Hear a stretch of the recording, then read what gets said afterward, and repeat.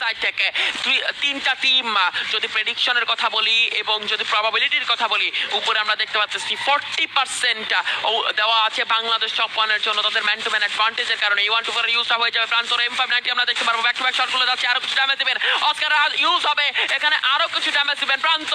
মেহেদির এন্টার আমরা দেখতে পারবো এবং লাস্ট প্লেয়ারকে শিহান and wipe out 4v3 situation. এই বইয়া যদি ফ্যাংসরা করতে পারে একটা নতুন শুরু হবে ফ্যাংসদের জন্য।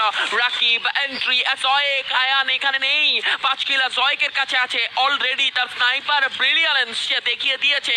আর একটা বার দেখাতে হবে মিলি লঞ্চ প্যাডের ইউজটা হয়েছে, বাট এখানে যদি মিলি লঞ্চ প্যাডটা ইউজ করেন বাংলাদেশ টপ ওয়ানের সামনেই পড়বেন। আলিফের স্কাইলার গুলোকে চার্জ আছে কিনা, বাট বাংলাদেশ টপ ওয়ান রাকিবের নক আসবে, জয়েকের স্কাইলার আসবে, প্রেসার আসছে, প্রান্তর সবগুলো ওয়াল এখানে ওয়েস্ট হবে এবং এন্টার করবে ফ্যাংসের রাশ 3 ভার্সেস 3 সিচুয়েশন। মেহেদির M590 ড্যামেজ দিয়েছেন একটা প্লেয়ারকে, খানিকটা নক করা হবে, দুইজনের পারফেক্ট কম্বিনেশন। হ্যাট্রিক বুয়া ফর বাংলাদেশ টপ ওয়ান।